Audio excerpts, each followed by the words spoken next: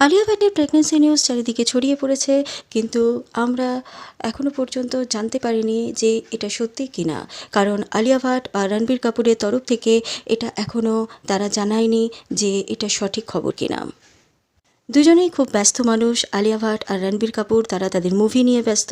হয়তো মুভি শেষ করে তারা এই খবরটা সবার সামনে আনবেন। এত ব্যস্ততার মধ্যেও আলিয়া ভাট তার নিজের শরীর চর্চা করছেন আর দেখছেন ছোট্ট রাহাকে। রণবীর কাপুর এখন তার দুটি মুভি নিয়ে ভীষণভাবে ব্যস্ত, তাই হয়তো পরিবারকে বিশেষভাবে সময় দিতে পারে না। কিন্তু আলিয়া ভাট তার কাজের ফাঁকে ফাঁকে তার পরিবারকে খুব সময় দেন, সেটা দেখেই আমরা বুঝতে পারি। কারণ তার শাশুড়ি মা নিতু কাপুরের সঙ্গে আর ছোট্ট রাহাকে নিয়ে সে প্রায়ই ঘুরতে যায়, প্রায়ই তাকে দেখা যায়।